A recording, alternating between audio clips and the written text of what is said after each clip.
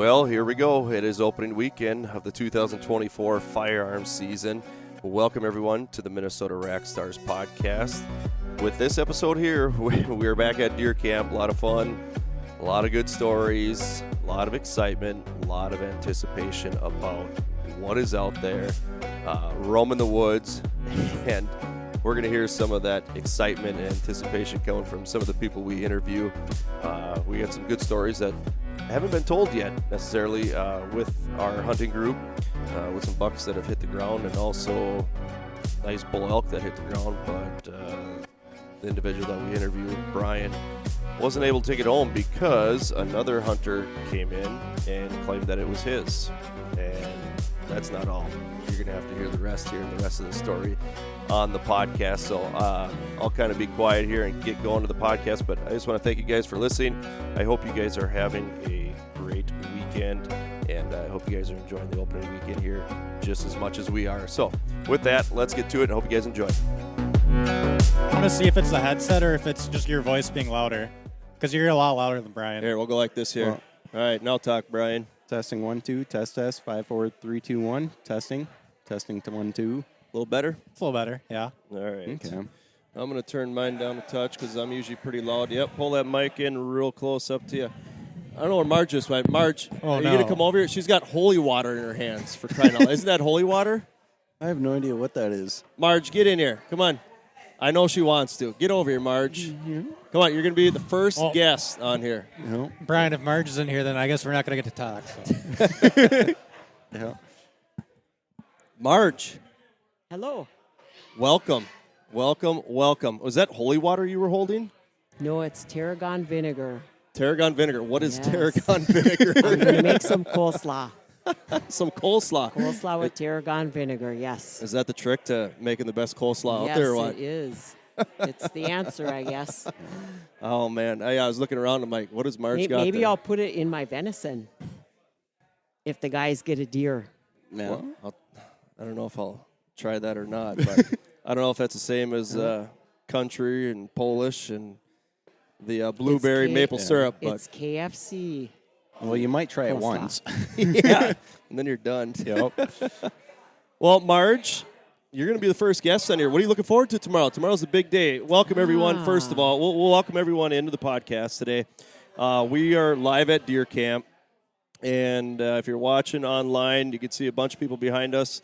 We got family, friends over here. We've made this a tradition for a while, and a big reason why this tradition continues is because of this lady sitting next to me right here, Marge, my aunt. Well, actually, my husband. You know, it's a combination of both, because if you don't let your husband come here, then, then we're out of luck. True. But, Marge, what is the most exciting part of this night for you? I guess everybody's so excited for the hunt. Then to hear all the stories and to see the deer, hopefully deer hanging tomorrow. Mm-hmm. Nice horns. It's big racks. Big racks, Big yes, ones, yes, yep. yes. What did you bring for food tonight? What was your I dish? brought the sloppy joes. I had one. And of it was those. hamburger. It was not venison. That's all right. It's okay. Yeah. We're out of venison. That's why. You Yes, gotta get more. that's true. You yes. have to get more. Yes. And did last year you become a grandmother? Last year. No, 2 years ago. Is it 2 years ago already? 2 years ago. Jeepers. It flies Now there's by. 2 more coming. Yeah. Yep. And Brian's wedding coming up. Big day. Big day. Yeah. Yeah, so lots You going nervous, on. Brian? Not yet. Okay. I'd- I would I'd- be. I'm just saying. Yeah. I would be. Yeah. I'm sure it'll hit me sooner or later. Yeah. So we're here on location on the home farm of where our dads grew up, the Call Dairy Farm, and your mother. Yep. And and Brian has called this home for a few years now. Yep. Kind of taken over the place, and you guys are gonna be building. You're gonna be tearing down the home farmhouse. Yeah. You're gonna be building. Hopefully right after the wedding, we'll start deconstruction and put up a trailer house, live out of that while the new house being built. So What's Mama say about living in a trailer house for a while? good question. She's nervous, but yeah, I guess we'll see. She's got a couple different criteria that we have to pick out a trailer house for, and then she'll be okay. So Make it work, right? right. Make it work. Yeah, and hopefully it'll only be for a couple months. So Yeah. that's also big Yeah. thing, and then we'll be in a dream house that we built up. So Be sweet. looking forward to the final goal. Marge, before they tear the house down, what's one of your, I don't know, fondest memories of being out here in the house?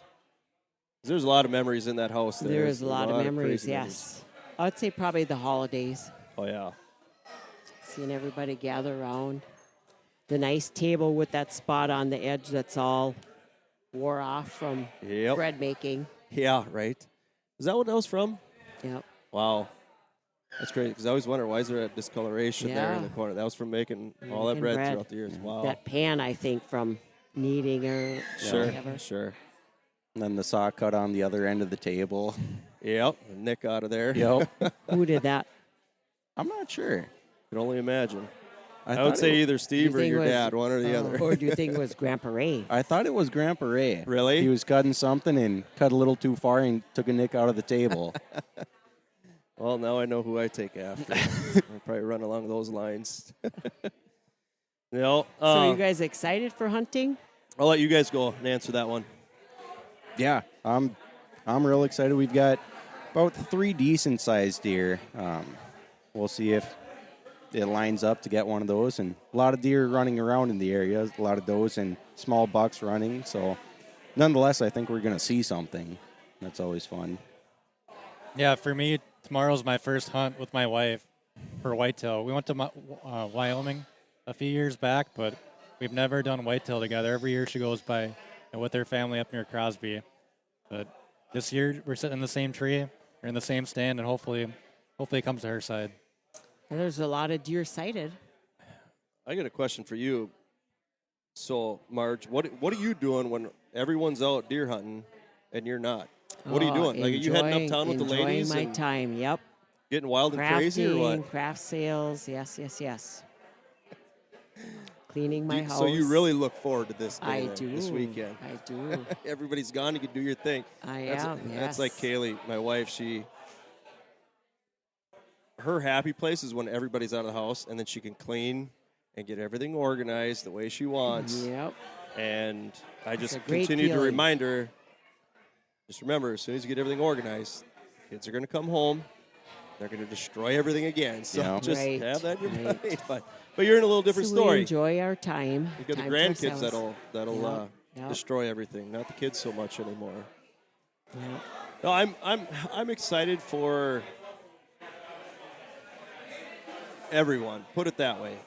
For tomorrow, the opener. I haven't got out hunting as much as I'd like to. If you follow along with our posts and whatnot, I had back surgery a little over 2 weeks ago. I had a herniated disc, and That's right. How is that all going? it's kind of nervous because, like, the pain is gone, but going down the right side of my leg on the outside and then going all the way down under my heel, under my foot, and then my outside 2 toes, my pinky toe and ring toe, are all numb. Like, I can't feel it, but the pain is gone, and that's from that nerve damage. And they don't know if it'll come back or not, but I'll substitute that for the pain being gone. I mean, that was the biggest thing. If Right. you ever had back issues before, it's a pain. Like I was kind of explaining to you guys before, like, how do you explain what back pain is like? Kind of my analogy was, like, you ever been to the dentist and they hit a nerve when they're drilling on your tooth and you're like, ooh. Well, now think about, like, your upper body weight, whatever that is, 60, 70, 80 pounds, pressing down on your nerves and not letting off. Like, and that pain was shooting right down my leg. So it was extremely painful, to say the least. But now the pain is gone, and now I'm just dealing with the numbness, which I just got to be careful when I walk, because I got to be cognizant of how I'm stepping down, because my leg is numb. I don't want to hyperextend my knee or twist an ankle or something like that. Right. But I don't know, it is what it is. But as far as excitement goes, I'm going to be doing something tomorrow that I'm going into a spot that I'm going to be hunting with a crossbow. I'm taking a crossbow out, and I don't want to, but I want to get out in the woods, and I don't know if I'll be able to pull a bow back this year or not. So time will tell. But I'm going to go out with my brother tomorrow in a spot and use my crossbow. So we'll see what happens. It's rifle season, firearm season. Figure what the heck, take the crossbow out and see So what would happens. that be hard on your back or not? No, because it's just like a gun. When you pull, there's no recoil or anything. So toughest challenge would be getting up in the tree, but Mark's going to help me get set up and kind of go from there. But see what happens. Yeah. I can honestly say I've never shot a gun in my life. I can't say that. So are you ever going to? Probably not. Come on. Target? 22. We got to get out at 22 or something. I'd like to try, but I'm nervous. You can do it, Marge. You can do it. Not even a BB gun at tin cans. No. How many birds I've killed out here with a BB gun when I was young? Oh, man. Oh, all the sparrows in the barn. Especially in the winter time. You can just see them and just launch. Yeah, we used to set up hay bales over by the old pig barn, and we'd just sit there and wait for birds to come and rest on the fence and blast them at that point. Yeah, we shot a lot of BB guns. That's how you start developing that eye, developing that instinct to kill. Like you start with those sparrows and you kind of move on from there. But speaking of harvesting and killing, I think that would be a perfect time to tell your story about your first ever elk hunt, Brian. Yeah, that definitely was an experience. So this year was the first year that I went out elk hunting. So I've been applying for the last 3 years going out to Montana, and this was the first year that I got a tag. And it just so worked out that everyone else that we applied with didn't get a tag this year. So now I'm kind of out on a lonely hunt. So me and my dad, we went out there, and took the hunt, going out and camping. No cell service, no power, no running water out in the camper. That was kind of interesting to go out and just kind of live completely away from everything else. So you're out, you do nothing at night except play cards and drink a little bit. So that was a good time. But we get out to the stand, and we're getting out there at 4:30 in the morning. So shooting hours is at 7:30. So we've got about a mile and a half, something like that, hike out there. And we're getting out there super early to go and get into this spot because the locals know it as the Rock. So everyone knows this spot, and you have to fight to get out there. So we're out there 2.5 hours before shooting light just to sit in that spot. And shooting light comes around, and we see nothing. And then pretty soon it's 9-10 o'clock in the afternoon or in the morning, and we still don't see anything. So we start to hike around, and that entire day we saw a single coyote, and that was it. And talking to the locals, they said it was the deadest that it's ever been. And some of those locals have been out there hunting for the last 15, 16 years, and they were blown away at what was going on. And turns out the elk were on a different ranch about a mile and a half away, and they just wouldn't move over. They were comfy where they were. It didn't snow. The weather wasn't changing. It was just perfect condition for them to be in the lower ranch, so they weren't moving at all. So the next morning we do the same thing, going out there at 4:30 in the morning and hiking out to get to the spot. And this time at about 9 o'clock, my dad's sitting in the spot, and I decide to go and hike up the mountains. So we see maybe 7-8 miles of mountains up there, and I figured I'll just go and start hiking and see if I can jump something or come across a herd and just see something, because at this point I still have yet to see an animal out there. And I start walking, and I'm probably 500-600 yards away from the spot that I was going, and I look back and I see 3 bulls running across the hillside. They're probably 1,200 yards out, and they're on a bow hunting side. So there's a fence line that kind of runs right through the property, and bow hunting on one side of that fence line, rifle side on the other. And these animals know where that fence line is, so they kind of stay on that side. So I see these animals, and I start to work my way back to kind of where they're going, see if they cross the line, and I hear a gunshot. So I look back, and right down another power line comes a lone bull, and it's a decent-sized bull, maybe at 350 yards. So I kind of post up and start to get ready to take the shot, and there's a pretty strong 20-25 mile an hour wind that it's running straight into. And at that point, I've never really shot at anything at 350 yards because around here, 200 yards is the farthest shot that I've ever taken. So I fire off the first shot, and I see powder about 2 feet behind the animal. And it's super dry out there, so you can see exactly where you shot. So I'm like, okay, that's where I'm hitting. So I let it another 8, 10 feet, something like that, and I shoot, and I don't see powder. I'm like, oh, sweet, I hit this thing. And it's now running with a limp. And it kind of crests a hill, so I can't see where it goes off anymore. And I start making the hike back to my dad where he's able to see, or it would have ran maybe 250, 300 yards from him as well. And he doesn't have a take, so he's just kind of out there for the sightseeing and kind of as my tour guide out there. I make it back to him, and he's like, did you shoot? I'm like, yeah, I'm pretty sure I hit it. And he's like, it dropped right over there. And he points out into the prairie. And I'm like, oh, sweet. I did get this thing. So it's 600 yards or so that we hike over to this animal. And it's a real nice 5x7. Take our gear off. We're now looking at this thing. And at this point, I've walked close to 1,000, 1,200 yards. So it took a decent while to get to this animal. And we're congratulating, about ready to take it and gut it. And this guy walks over from about 150 yards away, and I tell him the story, and he looks at me and he says, well, that's my bull. And so at this point, I'm not sure what to say, because I just shot this thing and it went down. And he said he shot it and it went down. So we start to flip the animal over to look at where the gun or the bullet shots were and just see whose story it lines up better to. And there's multiple holes in that side of the animal. And we hear another guy come up from kind of the direction I just walked from, and he's yelling, where was it hit? Where was it hit? And he's just heated. He is cussing, and he is not in a good move at all. And turns out we all shot the animal from the same side, all similar directions, and there's multiple bullet holes in the deer, or in the bull. So the first guy and the last guy were super heated, just hard-headed. They were cussing, and they were not having it one bit at all. And I'm sitting in the middle of it saying, I'm not the first shot. I'm not the last shot.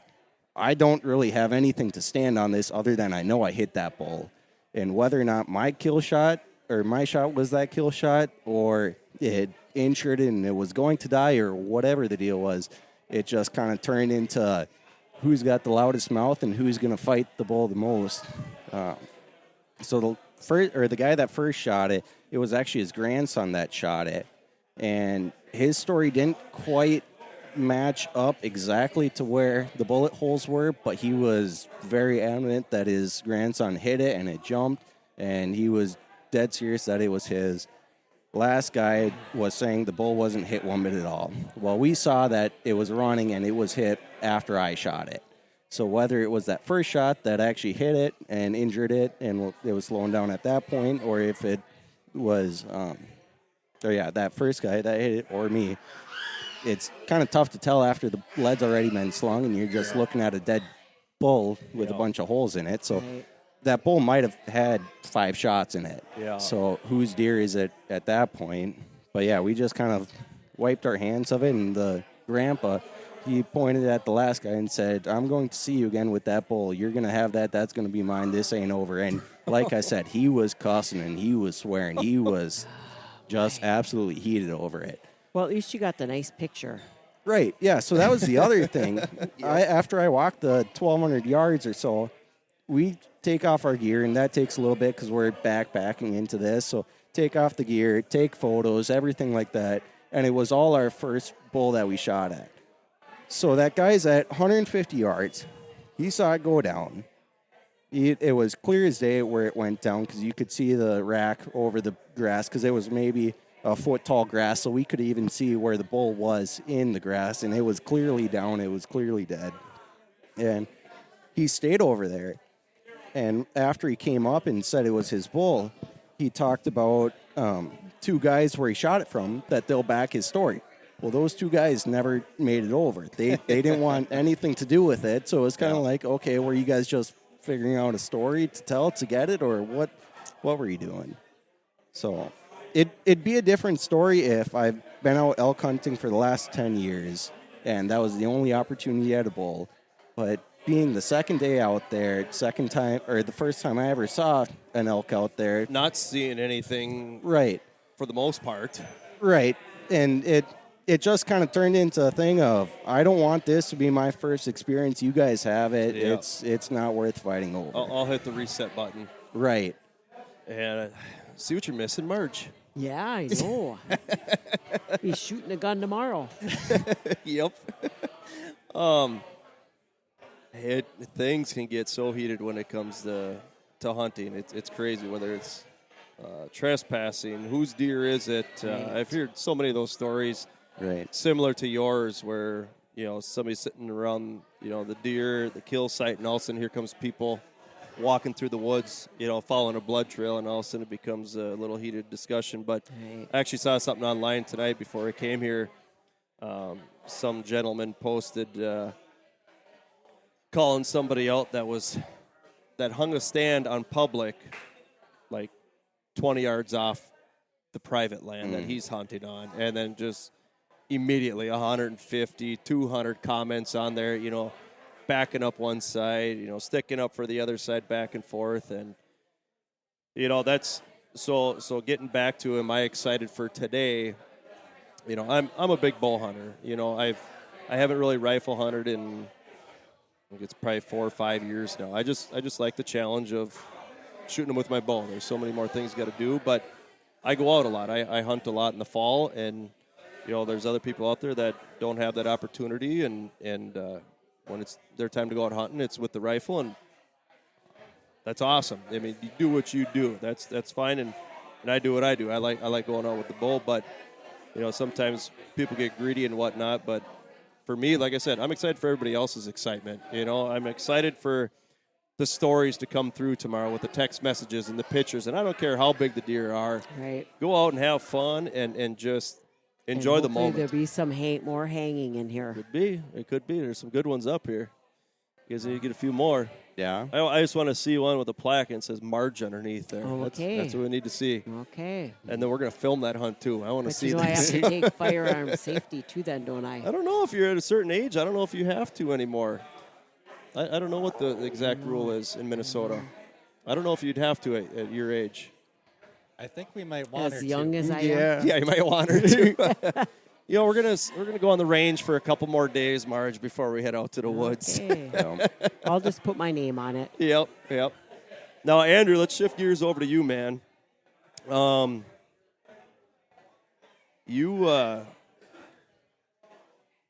You weren't able to do something this year that you've been able to in the past few years, and that is hunt Iowa.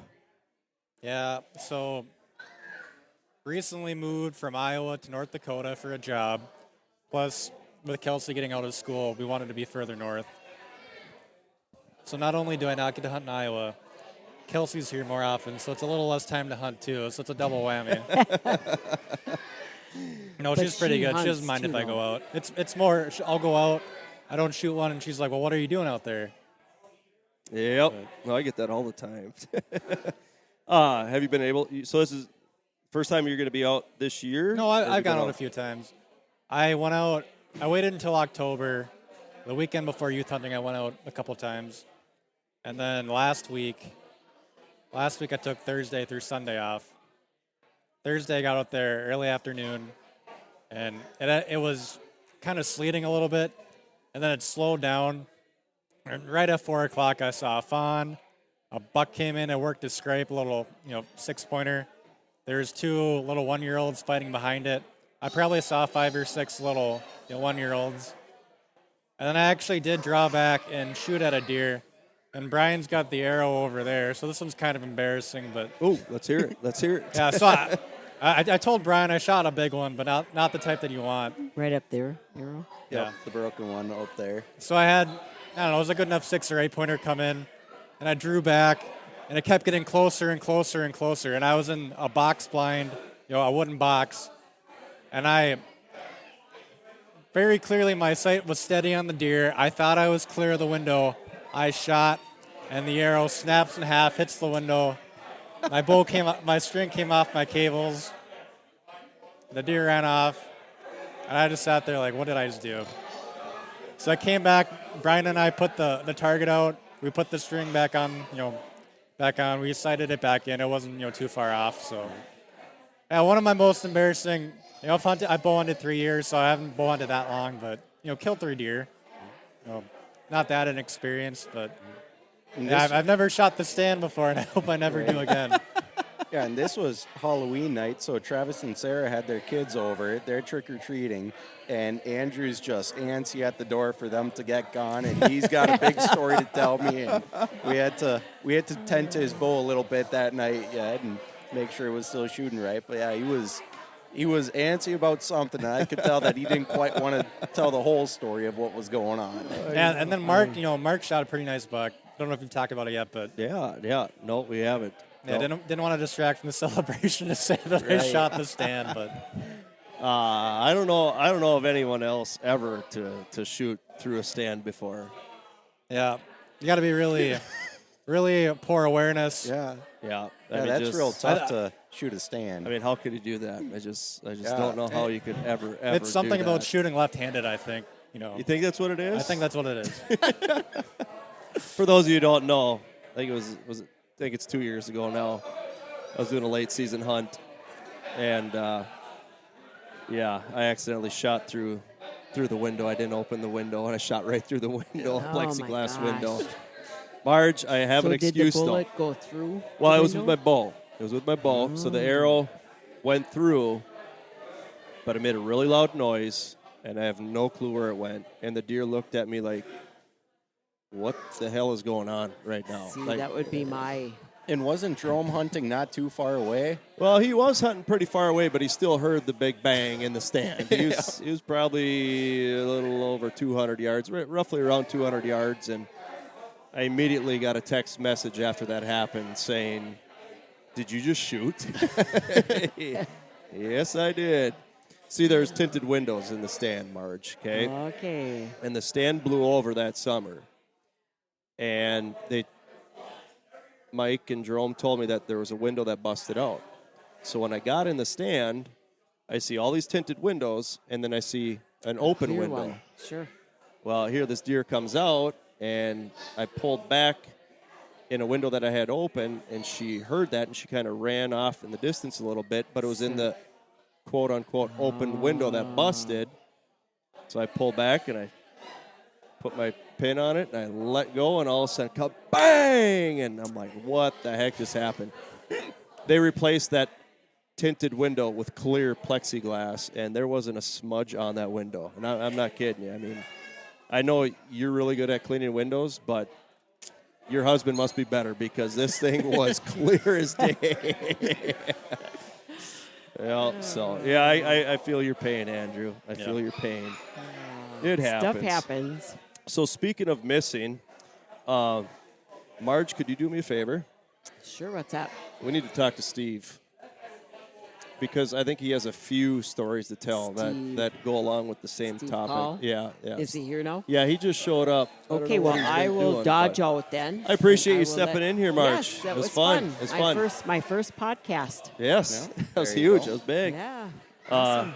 But all the people listening, you want to see a good hunt and hear about a good hunt, let's get Marge out in the stand one of these times. Oh, yeah, one of these times, yes. All right, on that note, goodbye. All right, thanks, Marge. Good luck hunting. Yes. All right, bye now. You bet. So my plan is, like I said, tomorrow I'm going out with my brother Mark. What's your plan for tomorrow, Brian? Probably hunt the same stand that I have been for the last couple of years. Okay. We've got a 40-acre section that's right on the backside of the Sportsman's Club land or open public landing.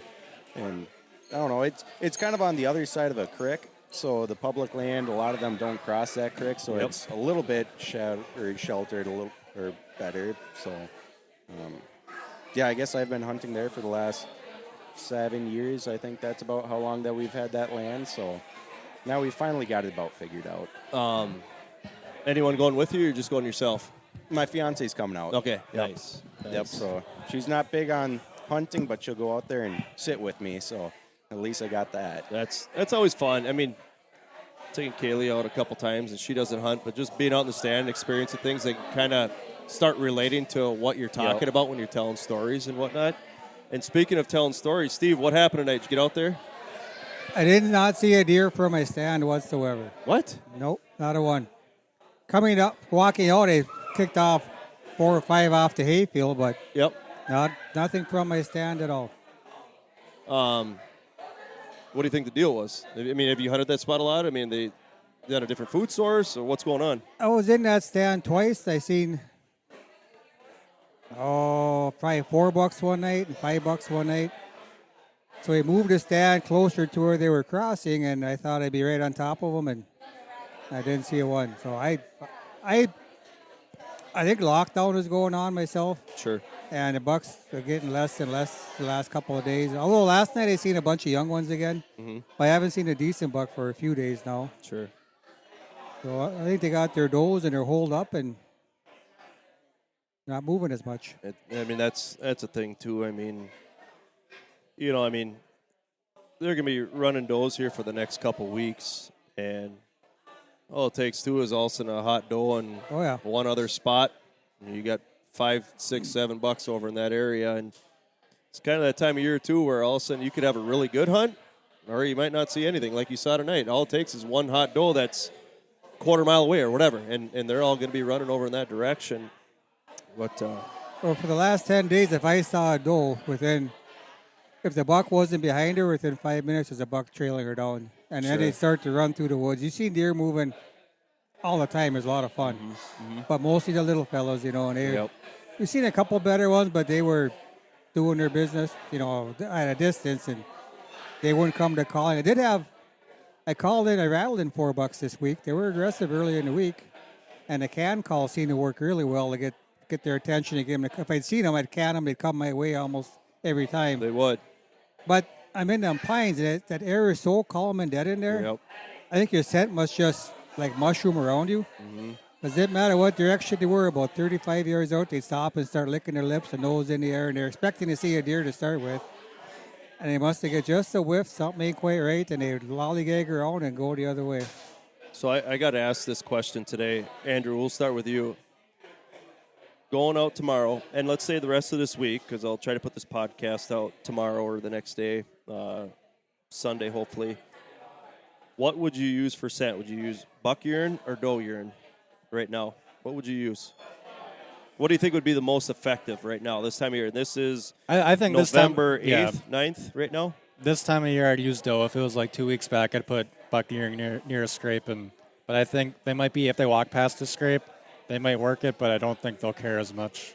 I think they're still looking more for hot does. One thing on your mind. Agreed. That's what I said. 100%, yeah. Would be using doe urine. I was just brought up at lunch today, and I was like, I thought about it for a second, just like you, but I'm like, you know what? The bucks have one thing on their mind right now, and that's the females. They don't care about another buck being in their territory. If they're with a doe, that's where they're going. Yep. So you've been out a decent amount this year, Steve. What's that? You've been out a decent amount this year. I know it. And you've had some ups and downs. 2 does, and I did take a doe one night. Okay. And I killed a really nice, about a half-inch twig one night. Right? Dead. Just killed it dead. But it saved the buck. And actually, I took a shot a couple nights ago. I had one come out, and kind of a desperation shot maybe. He was at 25 yards. He crossed at a trot. And I tried stopping him. He actually speeded him up. Sure. And he got past me about 40 yards. And he took a hard right and was broadside. I thought, you know what? It's almost rifle season. Somebody's going to kill you. Sure. So I've been shooting at 40 yards a lot around the yard. But he was looking at me, and he was ready to bolt because he knew he heard me draw or some dang thing. But he's looking right at me. And like a rookie, I took the shot, and he jumped my string, and he was gone before the arrow got there. But he was untouched, so it's no damage done, That's the thing. If it's a clean miss, it's a tough pill to swallow, but at least you're not tracking it and wondering, then you're stinking up the woods, and you don't know what's going to happen to them.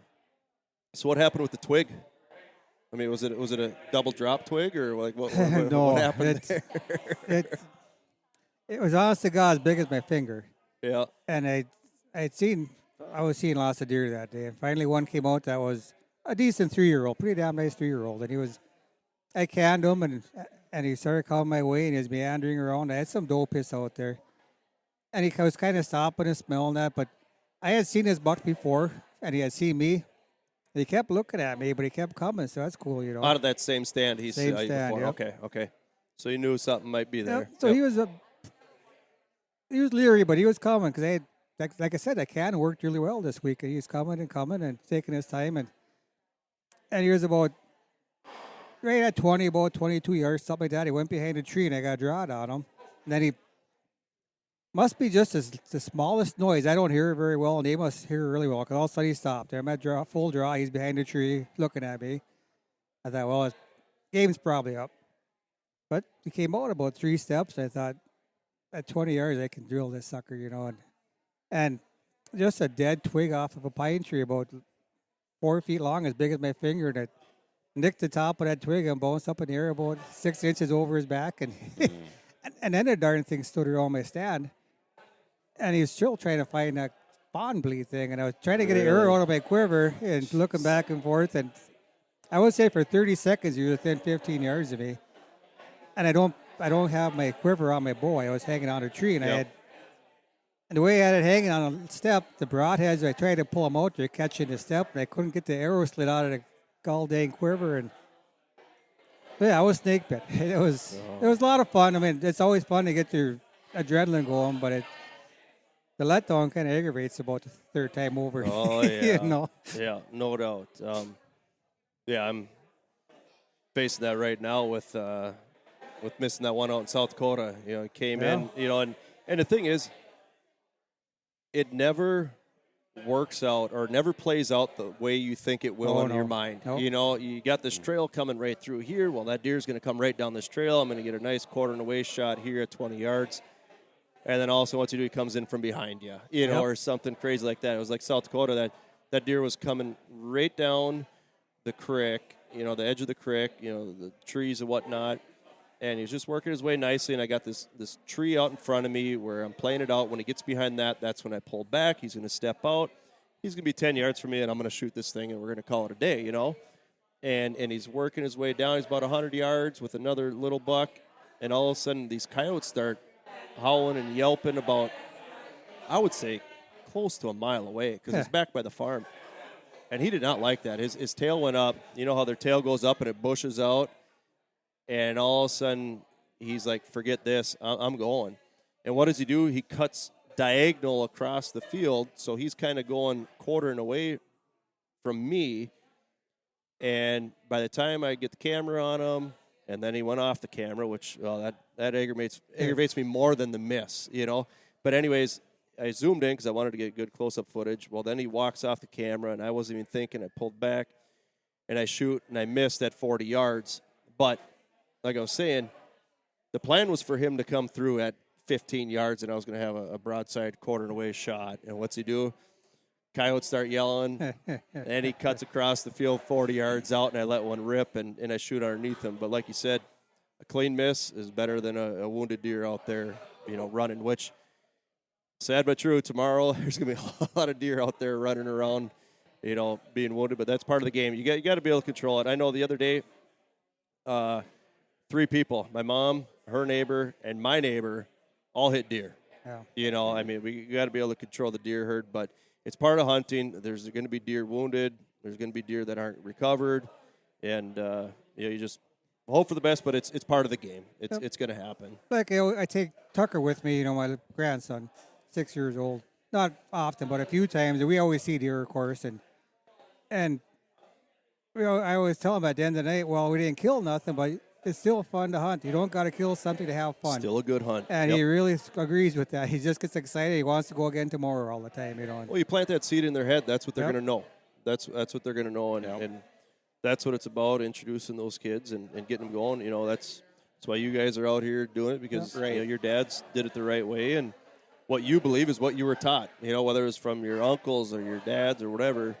That's what I like about being out here right now. We kind of all have those same core values, and take pride in being a hunter. Pride in being an outdoorsman, and proud killing deer. That's what we do. That's what we do. Attempt you to know? kill deer. Well, anyways. it's true, but you'll get your chance. So you're going out with a rifle tomorrow? What's your plan? That was not my plan until this morning. I said, you know what? I'm buying a rifle, and I thought for sure I'd kill a deer today with my bow that way, but that didn't turn out. But Yeah. no, I got to take Hannah off, and I don't know what the whole deal is on her. So I figured I better make it legal because I don't want to be out there and all of a sudden I get checked. They got a stink to deal with. So Right. Yep. No, you got to do it right. so actually, no, she's going to go with Kayla, and I'm going to take Tucker and let him hang out There with you me. go.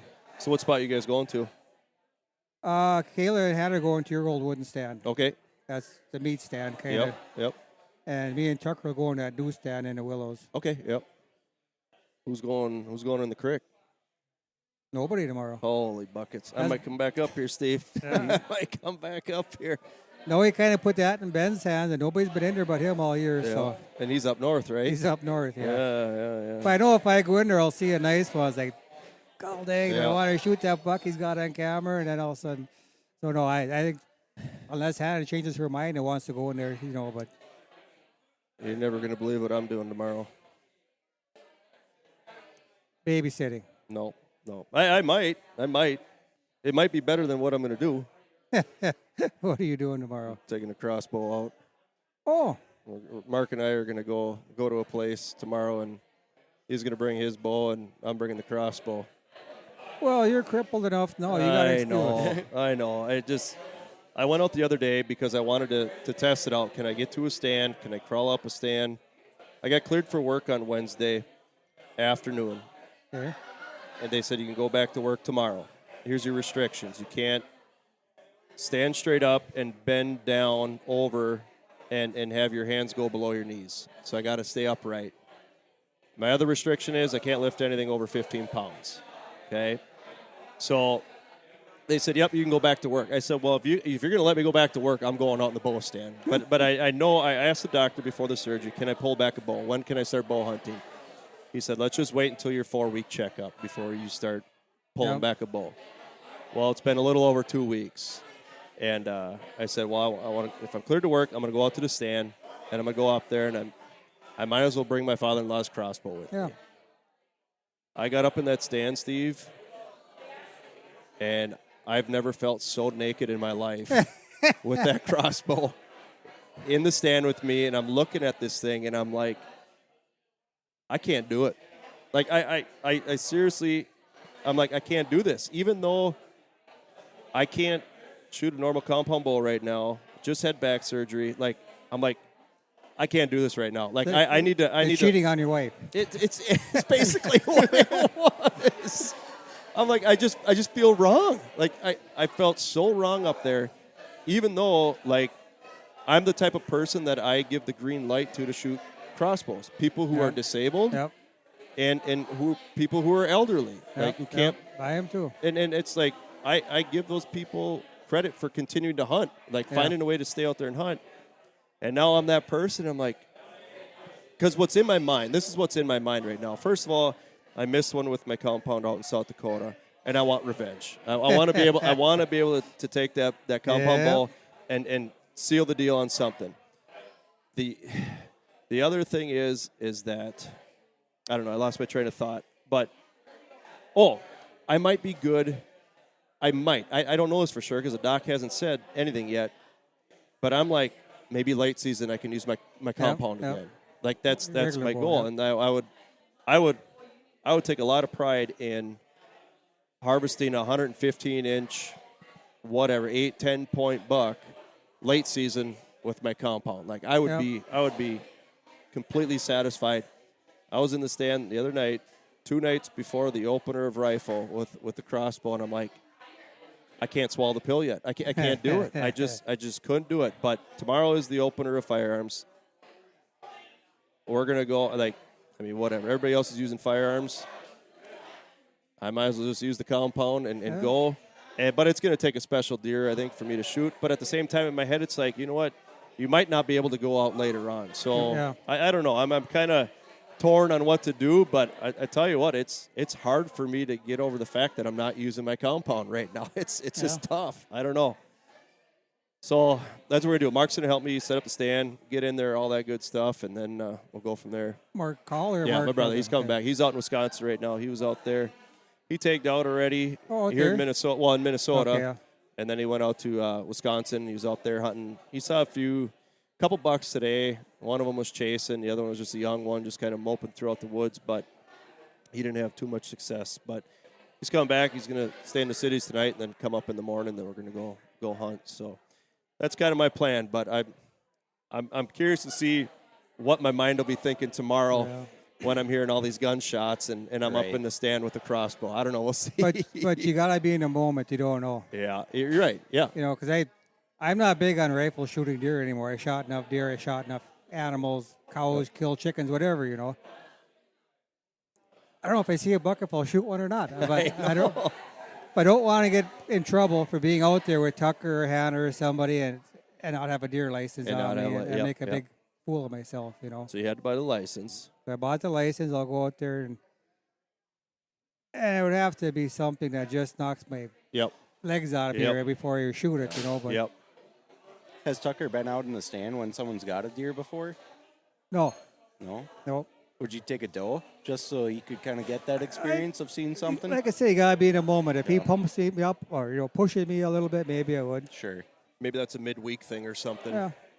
Well, the Go out weather's there. supposed to be nice tomorrow morning. It's supposed to be wet for a day and a half, kind of, and Yep. then cool off some and this and that. So Tough part is that opener of firearms. Even that second day, is usually pretty. The second day is usually pretty good out on yours. yeah, It's always tough pulling the trigger that opening morning on a doe or something when you got a pretty good chance of reaching out and touching one with the rifle, throughout the week or whatever. But I remember Travis when he shot his first deer. We were sitting in my old box stand, yep. and just the emotions running through those little guys when that happens is just it's awesome. I can't wait to hear Tucker when he's with one of you guys and sees a deer go down. To hear the stories, because I always love hearing Mom and Dad retell the stories of how I told the story when I was Yeah. younger. Sure. Remember my brother John and I were on the ground. We were just hunting on the ground. I wasn't old enough to hunt yet, but I was with him, and it was a frosty, cold morning, and it might have been opening weekend, and we're standing there on the ground, and all of a sudden, hear this. What in the heck is going on? And here. There's like 3 deer that come across this chisel-plowed, frozen field. And I said, it sounded like horses coming, just all fired up. But just hearing that excitement and the stories that those little ones tell is just pretty fun. But Tucker is taking a shot with his bow. He pulls 15 pounds. Don't even put broadheads on. The arrow goes about 15 yards, whatever. Mm-hmm. So his 8-point buck comes by and I wasn't going to shoot it, of course, with my bow, and he was up there with his little bow. I said, there's a buck, and he's all excited. He said, you want to take a shot? Can I? I said, yeah, go ahead. Oh, he starts shaking and rattling. I got the window open up, and he pulls his bow back, and he's pointing at the glass yet, I said, don't shoot. Well, why not? It's right there. And I said, because you were shoot the, remember Joe, he shot the window, Yeah, call me out, Steve. Call me out. So I got him to point it down a bit. And the deer was like 30 yards old. He wasn't going to hit it. Yeah. And the arrow went like halfway there and fell in the grass. And did I hit it, Grandpa? Did I hit it? I said, no, just underneath it, just a little bit low. Oh, So he really enjoys that stuff already, And in his mind, he expects to be able to kill a deer within a year or two. He's practiced a lot. Huh? He's actually probably practiced more than a lot of seasoned archers out there. he shoots a lot. He does shoot, yeah. He shoot a lot. You don't know where it's going half the time, but But he's getting better. It's funny. He'll be sneaking around the yard, and you'll see him. He got his camo on and his bow. And I said, what are you hunting? Shh, I'm hunting deer. Leave me alone. So his imagination is having a good stretch out here. So He's enjoying the moment. I know he is, because I know every time I come over, he's talking deer hunting immediately, and he's always asking. He made a video of him going out hunting. Joe, did you post that on YouTube yet? Did you post it on YouTube? I said, no, and I told him though he was pretty jacked up to get to watch that. But no, that's what it's about. It's about passing that down, and that's what That's what this weekend is about, everybody. Yeah. This opener of deer hunting and the second weekend of deer hunting in some areas. There's 3 weekends. But it's about the family. It's about the tradition. It's about getting out there and enjoying the moment. And kind of like we talked about earlier in the podcast here, just kind of like your elk situation. Right. You know, put things into perspective. Is it worth getting into heated arguments about, you know, whether it's your deer or somebody else's deer or where the property line is, all that crap? Because every single year it comes up, you know. And it's just one of those things you got to remember. We're out here because we enjoy the moment, being out, enjoying nature. You know, I told somebody this morning, what I love is going out in the morning. It's pitch dark out. Every step is a crunch with the frost. And you look up in the sky when you get in your stand. And when you finally make it to your stand and things calm down, and you look up in the sky and you see billions of stars. And it's just you. It is dark. And the universe. Like, it's one of the coolest feelings, I think. But then you start to think, oh, dang, I'm cold. It's not going to get late for half an hour. How am I going to sit after And another not only 2 that, hours? and not only that, you're cold already. Yeah. But when that sun starts to come up, It gets that's when it gets colder. Yes. That's when And then the wind picks up, and you think, why was I out there for half an hour in the Yeah. dark? Oh, Yeah. You know, I think it's different this year compared to previous years. For many years, daylight savings time was always during Yep. the opener Yes. of hunting. Now we're done with that. That was last Yeah. weekend. Daylight savings time was last weekend. So now everybody's on the same page because everybody's like, oh, we get an extra hour to sleep in. No, you got to get up an extra hour earlier with the Yeah. daylight savings time. But Yeah. One of the cool things about going out in Montana hunting, and like I said, we got out there and waited 2 hours in the dark just to get our spot. And it was about 2 hours of watching the stars go, and you're actually seeing them as they're actually going across the sky. And it was just amazing country out there, looking over the mountains and everything like that. What do they call it? Big Sky Country. I Yeah. believe that. Yeah. It was- That's what Yep. Montana's thing is. So, yeah. Yeah, it was unlike anything I've watched out here. And like I said, you're out there for 2 hours. You got to find something to do. And it's, Yep. by the time you hike out there, for one, you've got about 20, 30 pounds worth of gear on there. So Oh, you're yeah. pretty warm by the time you get out there. So then you strip down to damn near a sweatshirt. And then it starts to get cold. And then you pack everything back on. And then it's too warm and you take that off. And yeah, it was definitely a way different experience than hunting around here. That's your first time being out west? Yeah. Yeah. Isn't that something else? Now, let me ask you this. Are you kicking yourself for not going out there last year and the year before and the year before that and stuff, or what's your thoughts on that? Yeah, I wish I would have started applying sooner and bought the bonus points or the because each year that you don't get drawn out there, you get more and more tickets or like numbers in the Yep. drawing to go for it. So I wish I was getting those points earlier on, so when I finally got free time to go out there, I would have been able to go out on a trip. Because like the last 3 years I've been applying for it, and this was the first time that I got the tag. So we are heading back out there next weekend on the 16th, going on this side of Montana for mule deer. So I'm pretty pumped about that. So. Travis, let's hear. I'm going to ask this question for one of our teammates, one of our friends. How's your out west experience going right now? Could be a lot better. Travis is limited on how much he gets to hunt, and he's actually really fortunate that he was able to tag out here in Minnesota on a dandy 10-point, right? 10? Yeah. Yep. Dandy 10-pointer, so that worked out well. But we know Travis is chomping at the bit. He wanted to get out west, but there's a kind of a curveball thrown at him. Travis and Sarah are expecting here in, a couple weeks?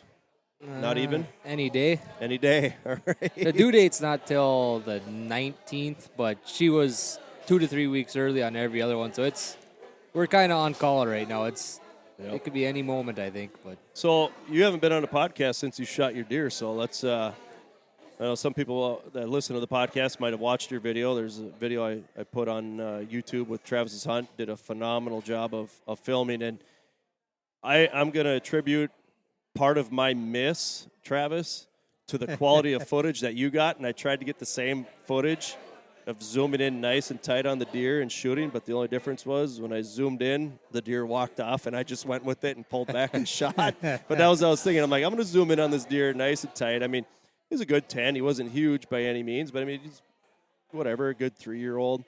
And I'm like, you know what? If I'm going to shoot this deer, I want good footage, and I zoomed in tight, and sure enough, he walked off, and I was so in the moment that I just pulled back and shot, and that's first deer that I've shot at that I haven't had on camera that it's walked off. But yeah, so that's I'm blaming you for that deer walking off my camera. But why don't you kind of give everyone kind of leading into this year? I know I listened to the podcast we did earlier this year, and you kind of made a call that you and Steve are both going to take out. You did. Steve didn't hold up to his end of the bargain, but there's still a shot yet. But why don't you kind of go back and kind of give the history of this deer, maybe, if you got some history with it, and then kind of what led up to the kill. Yeah, so I guess this buck didn't really have a name or nothing. It was just a nice, pretty mature 10-point. Actually, when we got his picture the same night, actually same day, I pulled the card, looked at pictures, and he's got a twin that looked pretty much identical. And actually, at first, I was going through pictures. I thought it was the same deer. Like, go back to look at them a little closer, and you realize they're actually two different bucks. So they were both, I don't know, 140, 150-ish. So they're kind of our two main guys. And, yeah, I guess, but the only picture we had of him was July 31st. The other, his twin, had quite a bit. That's one thing that was really So the camera we had the picture was about 80 yards from where I shot him. And that was the only picture we had of him all summer, or at least once he had a legit rack on him. That was in July? July 31st. And where I shot him was about 80 yards from that camera. Makes the guy really wonder about cameras. That this year really, I don't know, the cameras don't tell you a whole lot. Mm-hmm. Well, they can, but do they get camera shy, some of them, you think? And some just don't care? I kind of think so. I mean, Mark's buck, that big one he shot, that was probably 10 years ago now. We had one picture of him in June, and he shot him 100 yards from that camera and never had one other picture since. I really think those bucks, some of the bigger ones get camera shy, I think. Well, I mean, look at the video that I put out in South Dakota. That cow goes right up to the camera. Huh. There's two cows out in that pasture, and where do they go? Right up to my Tacticam camera and start messing with it. Deer are a little more cautious of things like that, where cattle are like, whatever. They don't have that fear of anything, where deer, they pick up on that stuff, and they know that that's not part of nature.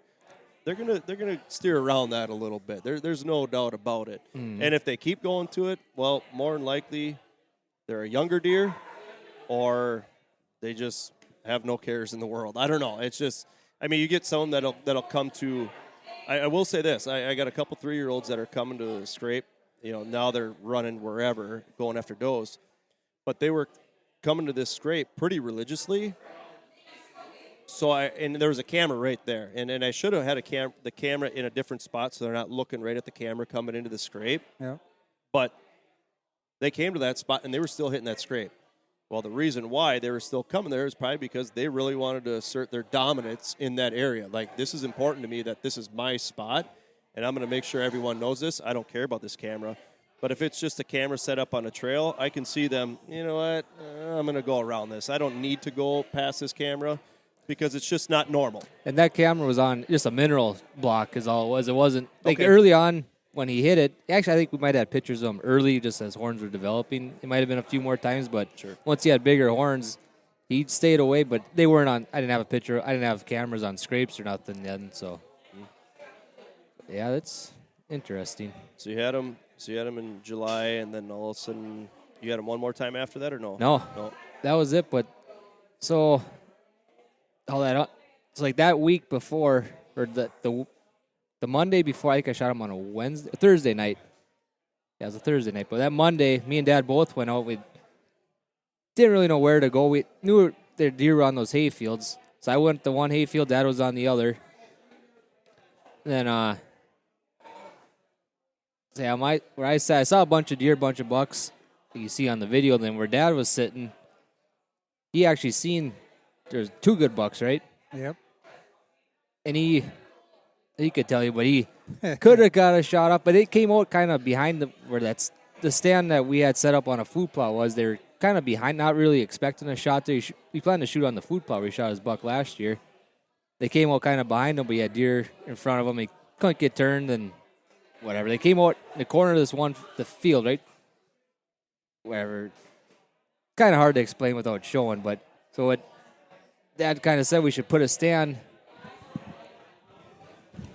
either move a stand or put a new stand up so we could shoot this corner better, or where this deer came out of. They should, that early in the season, they kind of do the same stuff. They're on a pattern somewhat. So then that night I got a chance to go out that morning. I went out and threw a stand up. It's actually in the same tree I used to have a stand in. So I knew I could get in there, not have to cut limbs or nothing, just climb up it, put a stand in, good to go. Yeah, stuff worked out. We were doing some custom chopping actually for a neighbor, got done in time and had the same south wind as that Monday night where those bucks came out where Dad saw them. So I ran out there quick and basically the buck came on base. I think this is probably the same trail. Came right in the corner of that field. Yeah, 35 yards from the stand we put up. It just worked out perfect. So he comes out, and you were kind of debating though at first, right? If you're going to shoot him or not. Well, when he was in the woods, yeah. I mean, it was right at. It wasn't last. The field I could see fine. There's other deer out there I could see them, but in the woods and the shadows and stuff, I'm looking towards the east. So the shadows are kind of on them, and just it's tough to see them in there. It's dark in them pines. Definitely. The canopy's pretty good on top. It gets dark early. So go ahead. Yeah, I seen a deer move, and all of a sudden you kind of it looks like a bigger deer. You couldn't tell. Also, you saw I could see some rack. I'm like, okay, there's something there, and it was dead quiet, so I didn't want to move much. Bring up my binos. I'm like, he's gonna come to the field. Every single deer that's come through there goes to that field. There's no reason for him not to unless they get spooked or something. And that buck actually come out. I don't know, 5 yards from the field, stopped, turned around. I'm like, oh, it's done, And I actually didn't even get a good look at him yet. Then once he was turned, then I actually got the camera on him because I thought he was a little more. I had some time. He was kind of behind a tree, actually. I got the camera on him. As you could see, he kind of turned his head, and I got a little better look at him. Still wasn't 100% which one it was, but knew it was a pretty good buck. It actually, for some reason, he turned around, come out to the field, and I zoomed in on the camera too much, kind of backed up. Then I got a good look. Well, he had his head down. That's kind of deceiving, too, if their head's down, up. But you can see points. He picked his head up. He turned a little bit. I saw it was a 5-point side. I'm like, that's a good buck. Okay, and now talk me through this when all of a sudden you realize, okay, yes, this is a good buck. What goes on in your mind after you realize game on? What emotions, what starts going through your mind, all that stuff? It's hard to, you kind of black out a little bit, but it's like.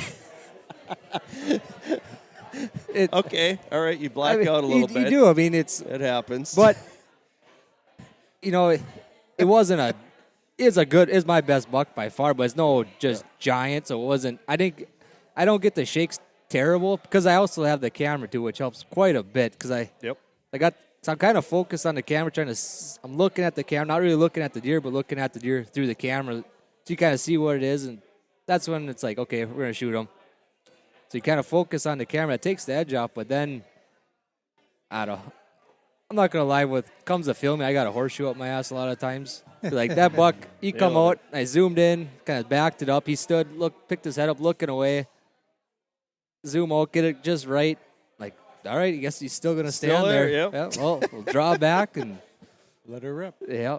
You're exactly right. All of a sudden, things kind of, you just kind of go through the motions of what you've been doing. You know what I mean? Like, it's just, all right, it gets game on. But, like, for me, when a deer comes in and you're like, okay, I'm going to shoot this deer, it's like, it's so surreal. Like, it's like, shit, we got to do this. Like, it's game on. Like, I'm so used to just sitting there and watching deer. It's like, God dang, like, it's game time. I'm so used to just sitting there, I'll just film this deer. All of a sudden, it's like, oh, geez, I got to do this now. Like, okay. You play it over in your head. Okay, if a deer comes out there, so I'm going to do every position, every yardage, you're thinking everything. All of a sudden, when it's time to do it, it's like, all right, now actually got to do it here.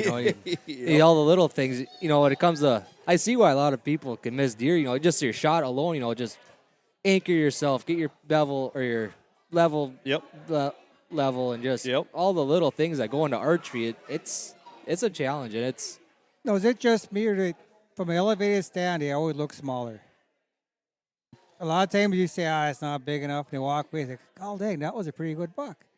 Yeah, no. It looks spindly all the time. Well, that was like me in South Dakota last year. That 8-point come in.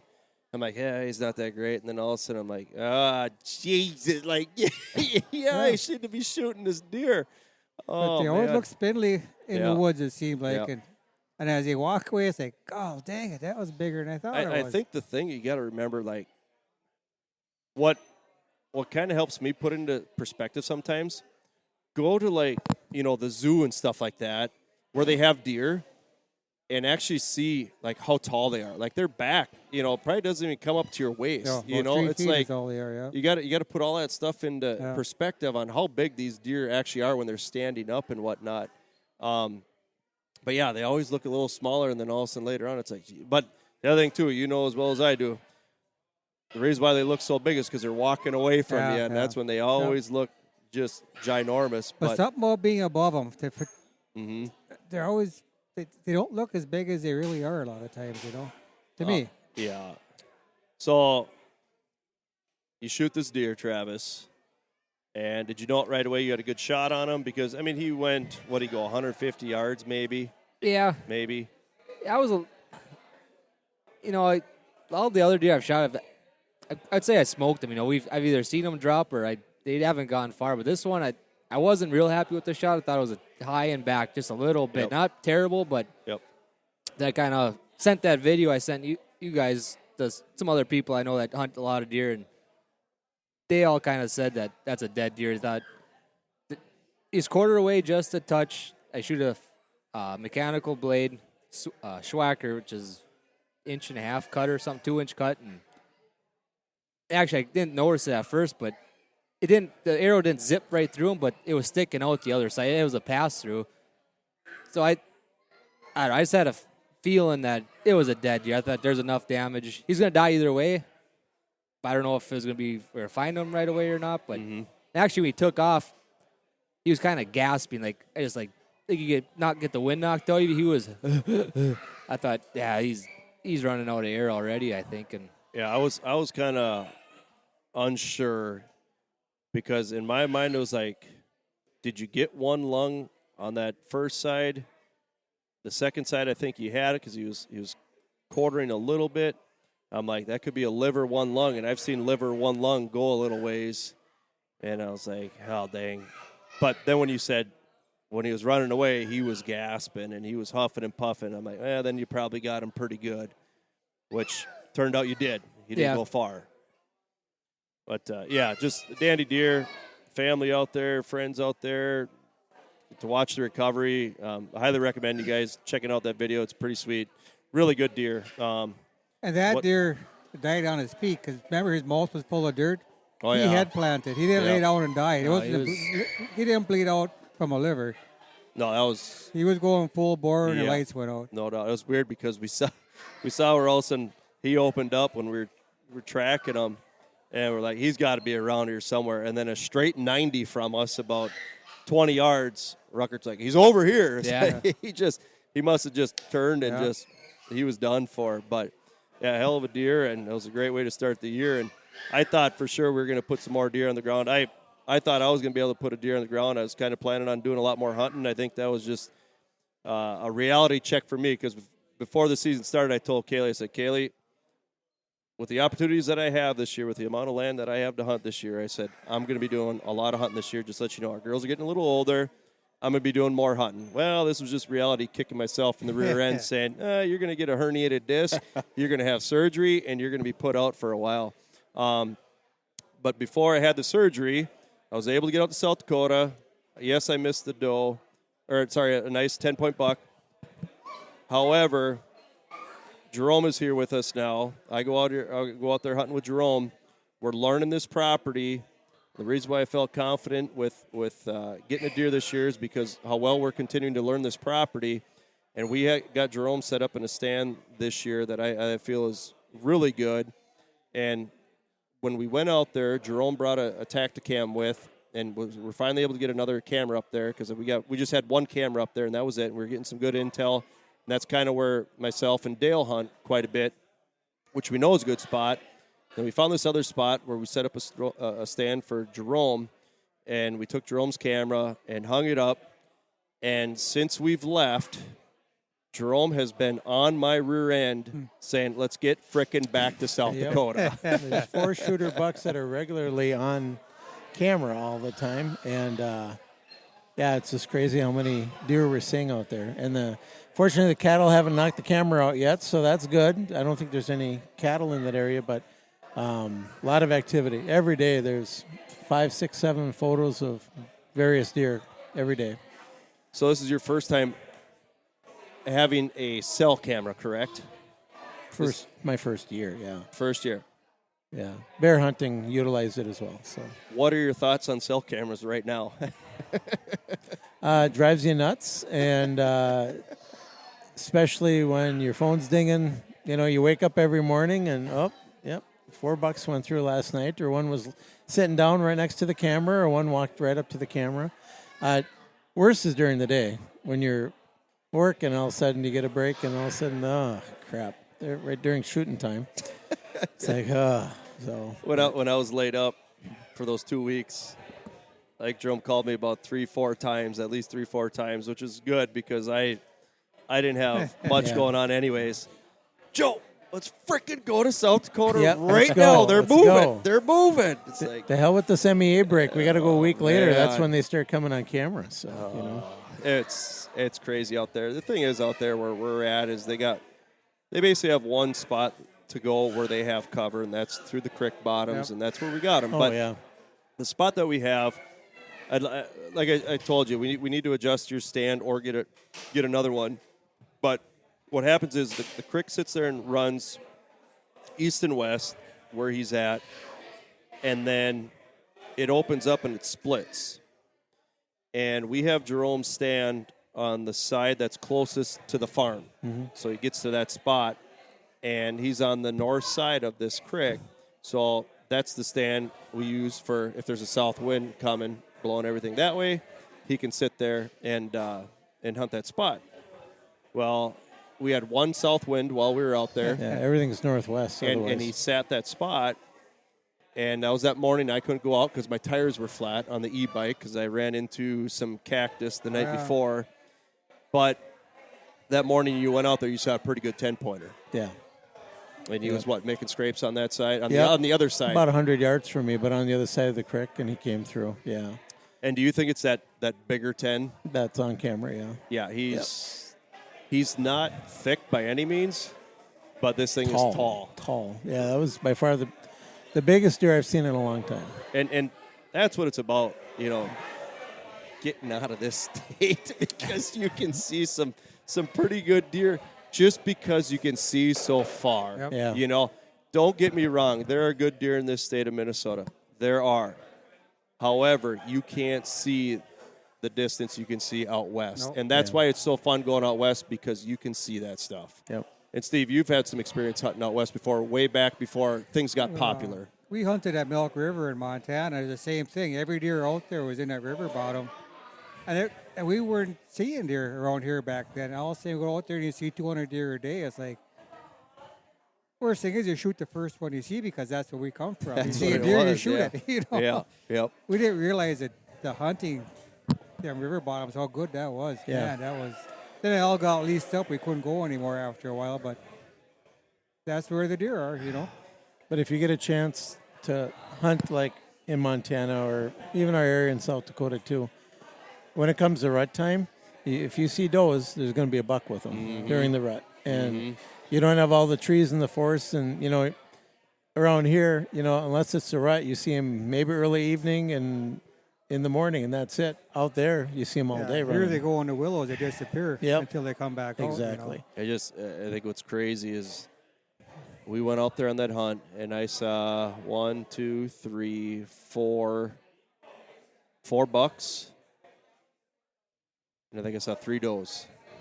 Yeah. 3 or 4 does. And that's not a lot of deer compared to what we've usually been seeing out there. But usually when you go out there, the buck to doe ratio seems like it's pretty good. Around here, it seems like you see 40 does before you see a spike. You know, that's just what it kind of feels like sometimes. You know, and there's pockets that are good and whatnot, but yeah, it's just a whole different world out there. The one thing that has been picking up here recently is the big buck movement. We've been getting a lot of pictures from people and a lot of videos from people. Bucks getting hit on the road chasing deer. There was one picture that a couple people showed me last night, and then today. I would say it's probably, you know, I don't remember how many points it was. I just looked at it, you know, with a glance. But I mean, if it was a 10 point, I'm saying he's in the 150s for sure. Sitting there laying on the road, head up, got smoked. You know, obviously probably broke his back, and he's sitting there laying in the middle of the road. We got a video last night of probably a 160 for sure. You know, somebody saw crossing the road. There's some good deer around. This was a hell of a year for growing. Oh, yes. I don't know if I showed you guys. I think I showed you guys a picture of the deer that I had on camera last year, and this thing was tiny. I mean, he was a 2.5-year-old at most.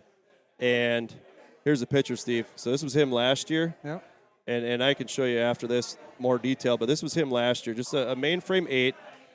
I don't have the back view picture, but his brow tines are probably 5 inches long. Just a mainframe 8 with about 5 inches long as a 2-year-old. This is him this year. Oh, wow. This is him this year, and he's all of 135. He went from a 60-inch 8-pointer at most to a 135-inch 8-pointer with some stickers. I mean, it's just. It's crazy how much that they blew up this year. But it just goes to show, too, with age, how much these deer can put on. Well, we had a Missouri winter. That was exactly the biggest thing. Iowa, Missouri winter. That's what it was. And those deer were able to get the nutrition. We had a great acorn crop last year, too. Yeah. So they were able to eat acorns. A lot of protein. They were able to eat browse. They weren't having to be stressed out, you know, with the snow, trying to escape predators, the cold, all that stuff, and they just blew up. I mean, it was insane, and we all kind of knew that, you know, we were going to have a good growing year, but this one here kind of solidifies, like, holy crap, this is insane. But once this deer is dead, once I get pictures that this deer is dead because he's got a good chance of getting schmucked tomorrow. If he ends up hitting the dirt, he's a 3-year-old this year. Last year I would say he was a 2. Yeah. This year he's a 3, and he's 135, right around that ballpark as an 8. If he gets knocked down, guys, look on our social media pages. I'll post the pictures, and you can see for yourself the amount of growth that this deer put on. Because there are other deer that I've seen that have the same growth this year. I just don't have the intel from the previous years on what those deer are, but deer about that similar size, and I'm guessing they probably grew about the same. But it's cool. I mean, even look at the buck that you shot, Travis. That was a heck of a deer, and we're probably, Steve, you think he's a 3-year-old, and he scored 149, right? And we have one of his sheds from last year, I think, and I would say he'd go 115. Mm-hmm. So he put on 35 inches. Yeah. No, it was a hell of a year for growing. It'll be interesting to see what shows up on social media this week with big deer shot. There's going to be some tanks. There's going to be some big deer shot. Yeah, there is. But it's always kind of sad because some of them deer you're going to know. Oh, yeah. Oh, yeah. Yep. And it's just something you got to you got to understand. It's more next year, yeah. It's part of the game. Every year there's big ones that get by because you look at all of a sudden come December, like, all of a sudden, what the hell is this? You know, where'd this guy come from? You know, and then all of a sudden, even next year, also you get these pictures of these deer coming in. But so Steve, you're heading out tomorrow. You're taking Tucker. Yep. Travis, we know where you're going to be. Yep. Either at the hospital or in the barn. Yeah. Hopefully the barn. At least get through this weekend. It's all chaotic and stuff. Then we can you guys, I mean, you guys have probably seen those posts on Facebook around Valentine's Day. Just remember, 9 months from now is the rut. Obviously, Travis go. missed that reel on Facebook or something. It says on Valentine's Day. Well, it should say the whole month of February to stay away. Yeah. Oh, I have to put you in separate pens next time. So Travis, that you might get out and do some late season hunting. You get I out. sure hope. Well, yeah, it depends on how well the baby is, I guess. Oh, yeah, no sleeping doubt. wise, but like we were saying at the start when I came here, I really screwed up my out of state hunting this year. 'Cause I did get a chance to go out October 20th for 2.5 days. I got out. It was pretty poor hunting actually. I saw one decent buck, but they weren't moving much. Just not a great time of the year out there. How many years have you hunted out of state? I'm talking about Western. Well, we went one time early when we all went up North Dakota. That was a joke. Yeah, I wouldn't don't really count count that that. one. No. But once we got kind of serious about it, I've been between South and North Dakota 4 or 5 years now, I think. And Has that changed your thoughts on hunting? I mean, just perspective on hunting Minnesota versus other states? well, yeah, I mean it's a total different hunt for me. I don't go on private land, just public, so it's just a lot of running around, and we don't go to the same spots hardly ever. So it's it's always on the ground. There's a couple of places we could have went in stands maybe, but I just love getting out there and just moving and being on the ground running, trying to track them down, and it's really enjoyable. Yeah, you don't get too much of that in where we're at here No. in Minnesota. It's you plant yourself in a tree and you sit and wait. But really, like I only saw that one good buck when I was out there this time, and just seeing it made it feel like a success. 'Cause I bounced around for 2 days, didn't even hardly see a deer. All of a sudden, I got on a spot. Thought this is a good spot. There has to be deer in here. Then that next morning, saw a good buck. It's like okay, now you kind of puts the puzzle pieces together, but you feel a little better about yourself. Keep that one on the Onyx then for next year. Yep. Yep. How about your thoughts, especially right now, Jerome? Because I know last year you didn't see too many deer out west. You went to Montana then. I'm talking about with me when you were with me in South Dakota. Really didn't see good bucks or whatever.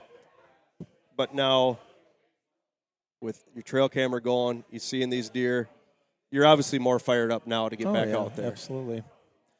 Yep. It'll be hopefully when we do go back out there that they'll still be chasing and moving as much as they are now. So I'll tell you what, I went out there basically the same time as when we're going to be going out there this year again. And I think it gets more intense because now there's less does, so those deer are traveling even further. Mm-hmm. Like right now we're kind of getting the same deer on camera. That's when you're going to start seeing some wild and crazy deer showing up, that you might not have seen before. But their rut's a bit later than ours, Yep, isn't it? it always I don't seems know that why way. it is, but even Montana was too. They always peaked around Thanksgiving, they always said. Well, the other thing, too, out Yeah, there, we're done. that mule deer rut, I think, is especially usually later, too. Yep. Yep. That's just from what I've heard and kind of what I've seen when I've been out there. Those mule deer bucks are really running later on. But that's what I get really excited because we got good deer on camera right now. What's going to happen when there's fewer does in estrus and those guys got to travel even further? And you know where they got to travel. Yeah. They got to travel right they're down still going to be in that our lanes. that creek bed. Yep. Yep. So, or creek bottom, I should say. No, I'm excited to go back out there. It's going to be a couple more weeks yet because their firearm season starts next weekend. Yep. And there's a few people that hunt out there. Yeah, we can't go that weekend, so it's going to be the weekend before Thanksgiving before we get out there. But hopefully the weather will cooperate and the winds will cooperate. That's the biggest thing. That's the one thing that always scares me. If all of a sudden there's even a dusting of snow or an inch of snow, and you get out on those roads out west, and that wind's just a whipping. Yeah, that's not fun. It's like a blizzard. That's Yeah, not pretty a much. fun trip. But No, it's worth the trip out there though. It's just a matter of getting out there and hopefully we'll connect with something. So and hopefully Steve can drop one here pretty quick, sooner than later. It's gonna happen. That's the plan. yeah. If not, I'll give you that crossbow that I have. I tell you what, though, if I had a crossbow, I'd have had a buck before Travis got his. You know, I Yeah, asked but all you them that, too. Steve. I asked you that when you saw that buck.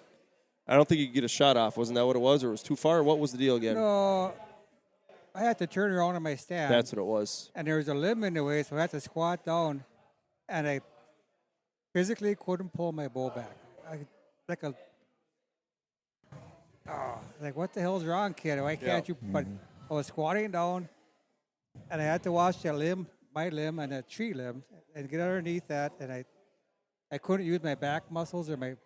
Apparently, your back strap's got something involved in pulling your bow back. Oh yeah. Because I could not pull the dang thing back. I couldn't get over the hump, and it was 15 yards away, looking the other way, and I could not get the shot off. And then I asked you later on, it was that night or maybe it was when Travis shot his or whatever, I ran into you, and I said, hey, Steve, if you would have had a crossbow, you would have had a buck. And what was your response to that, basically? It would have taken all the fun out of it. Yeah. I made this post the other day when I posted that video on Facebook of my miss out in South Dakota. You don't know, you truly don't know what success is until you experience failure. Yeah. You need to be kicked in the nards a few times to really value what success is. Because if you're sit there and you're handed success time and time again, you don't know what it's about. But when you get kicked to the ground and you miss and you fail and it comes to fruition and you nail it, that's when it's success. Yep. And that's what it's about to me. That's to me. And that's just the way I feel. One thing with this buck that time, it was like my second time out early in the season, and we knew we had some nice bucks right there. And I thought, you know what? I had a lot of fun with out killing a deer that night. I got my heart pumping. I got the shakes going. Yep. I didn't really screw them deer up. They're going to come back. So I told Travis, we got to throw a different stand up. And, I led to his success. But that was no a doubt. fun hunt, No, you learned something. You took something from that hunt, and you learned from it. You also learned to tune your bow down a little bit. Yes. Crank that thing down. That's different from a standing position to a squatting position, pulling a bow. I couldn't get over it. Do you practice that at all? Squatting, no. So this year I've been doing a lot of practice sitting down. Sure, yeah. Sitting down, it's a whole different ball game. It is, yeah. But, like in my stand, chances are I'm probably going to maybe be sitting, and I better learn. Because that one year when I did try shooting that one in the sitting position in a blind, shot right underneath it or right over it. I can't remember what it was. It's like the mechanics are different. You got to keep your pivot point the same, and you got to learn that because we all got burnt on that too already. But but this year I did a lot of shooting from the sitting position. Hopefully it'll help. So I forgot to put my harness on to bring it with. So I'm scared of heights. So I was kind of leery of that. So I had my legs too close together. I was kind of squatting, and I just didn't happen. Didn't happen. Yep. That's part of the game. Yep. And who knows? Maybe you'll get another shot at him, or we find his sheds and get a crack at him next year. Never know. Well, we talked to the landowners today. Travis and I did. Oh yeah. And their perspective has changed a lot the last 5-6 years because they're seeing better deer because we haven't taken many ourselves out of there. We take a couple, 1 or 2 a year. But we really beefed up the quality of the feed on the fields. We had lime and fertilizer and a lot of dairy manure and a lot of calcium's going through these alfalfa plants into their bodies and they're getting bigger horns. And he said nothing smaller than 6 points this year. Before, we've seen pictures of the deer they had at times. It was just about made you sick, So they kind of changed their tune from watching how they gotten some bigger ones too than they've ever gotten before. They kind of like it. They're having a good time liking it. So are they considering that pie ball a 6 or an 8? Are they letting them go, or are they going to shoot them? The guy we talked to today, the pie ball is not getting killed, he said. Oh, cool. But it kind of lost its color, though. Really? Unless you really look at it close, it's not nearly as white as it was. It kind of faded a bit. I suppose because, that hair is growing. Well, it's winter. So it's whiter this summer. And there's a decent chance that it might get shot just because you can't tell. Like, you sent me that video of it when you saw him. Looks silver kind of. I actually didn't even know that was the one until you said it later. I pulled it back up. I'm like, oh, that was that buck. I actually got trail cameras of him. I didn't realize it at first, too, so I watched it again. But, dang it. Because them deer kind of glow at certain times of day anyhow. Look kind of grayish, and that's what he looked like, too, when I first saw him. Because the first time you saw him when you were hauling manure or whatever, it just looked like a ugly looking deer that was trying to shed its winter hide, basically. Yeah. That's what it looked like to me. But you're like, this deer's got some different color to it. And then all of a sudden, last year you guys saw him a little bit, and then this year he's been visible every single time. Dinger, you guys got I out. could have shot him so easy. That was Really? he just wouldn't go away. He'd be a pretty full body mount. But not as a 6 or 8. But not right I now. think he's an 8-pointer, but he's not. He's got little Yeah. points at the end, but it'll be interesting to see because I think, if I'm not mistaken, I think like piebald, usually don't get really massive No, you don't see horns. many of them, no. But next year, I would say, you know what, he's probably going to be They're really shootable next year, probably. Oh, yeah. This is him. This was like 2 days ago. No way. You had him on camera again too. Oh my gosh, yeah, you can't even tell. No. Can I see it? Yeah. Yeah, It'll keep playing. You can hardly even tell now. I mean, it just looks like the sun's kind of glistening off him a little bit. Where in the videos that we have of like your hunt stuff, there's a lot of good footage on of him on there. Yeah, he's gonna get shot. And I saw him this spring. He looked like he was pure white this spring. It is night and day, the white and the brown, the difference. Now it just looks like the sun's glistening off him a little bit, and there's just a little bit of a shadow. They in a kind spot. of shine at certain times of day the way they glisten. But Oh, is he still in that same area? I think that was 2 days ago or Yeah. something. right where that stand was, Yeah. Well, hopefully he makes it because it'd be cool to kind of see how much he grows after this year, but also just that's that deer. I mean, you kind of guess with sometimes with the genetics and just different characteristics on the rack, but that one there, whose he is. Oh, did you see that video I took of when he came walking up to me? I don't know if I did or not. Did you ever send that to him? I don't think so. I didn't send I'll that. have to check that one out. So, Joe, what's your plan for tomorrow? Taking care of the girls or what? Basically. Okay. I don't want to say this again, Jerome, but I'm taking the crossbow out tomorrow. Mark and I are going out Oh, good for you. to a spot with bows. You got a good reason this year. so. I won't go there. I already told the story. I went out the other day with it, and I just felt wrong doing it. Even though I can't pull back my compound right now. There's just that thought in my head that I might be able to get out late season, but I don't know that for sure. So Be good practice for South Dakota. there you go. There you go. Just practicing for South Dakota. But So. well, I suppose we should probably wrap this up. It's 9:30 here, the night before the opener of firearms season here in Minnesota. Good luck to everybody. Remember, stay safe, shoot straight, and remember why we're out here right now. It's because we enjoy hunting. Be legal. Be legal. Tag your deer. Yeah, make sure all that good stuff. You know what? This is what I want. Either on this post here, or on our social media page, I'm going to make a post. I want to know. Keep track of when the earliest shot you hear on the opener morning. I know people know this number, this time. People pay attention to this stuff. What time was it when you heard the first shot of the year? And there's some crazy ones. I don't know if there's some accidents that happen when people are loading their gun and accidentally pull the trigger or what, because there are times where it is They see pitch something dark moving and kaboom. and kaboom, you hear it. But it'll be interesting to see what times they're out there. But other than that, you guys, we appreciate you guys listening. I know this is a long one, but this is one of my favorite ones to do each year is the night before firearms season, getting together with everybody, enjoying it, having a good time, and I hope you guys are enjoying it. Good luck to you guys, and like I said, thanks for listening. Take care. Well, thanks for tuning in this week, you guys. As you can tell, as the night went on, the stories got more interesting, which makes things a lot of fun. I hope you guys are having a great opening weekend and continuing throughout the week here.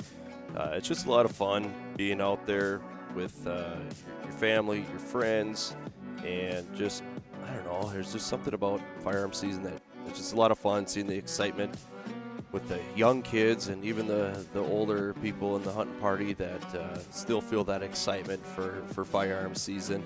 But yeah, like I said, I hope you guys are having a great time out there. You're being safe and you're having some success. Along with that, I just want to finish things off with kind of going over some of our sponsors, just kind of hitting on everybody. This time of year it's starting to get cold. In my mind, Arctic Shield has great hunting apparel that keeps you out in the stand. I mean, their motto is stay out longer, and that's their goal, is to keep you warm during these times right here when the rut is on in November and December. Just a great company that we work with, that we have a lot of trust in, and they keep us out in the field a lot longer. If you haven't checked out their boot warmers, their signature boot warmers, those things are fabulous. And like I said, as the year goes on here, it's going to get colder. You really need to check those out. So yeah, Arctic Shield, Domain Outdoor, they've been with us for a long time. Just great food plot seed that they have, some sweet apparel as well. Give those guys a like and subscribe to all their stuff on social media.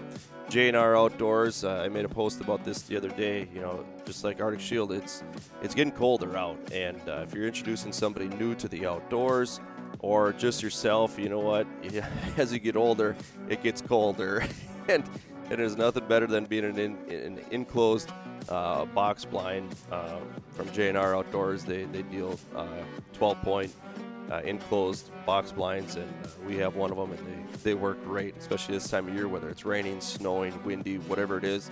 You can enjoy every single hunt, you know. And when you harvest your trophy this year, don't be afraid to check out Skullcraft. Justin over at Skullcraft has done a fabulous job starting out here year one with his beetle production and creating Euro mounts. So check out Skullcraft, follow those guys on Facebook, and just check out what they have to offer and give them a shout if you harvest something that's worth doing something with. So yeah, Justin over at Skullcraft, the fish guide.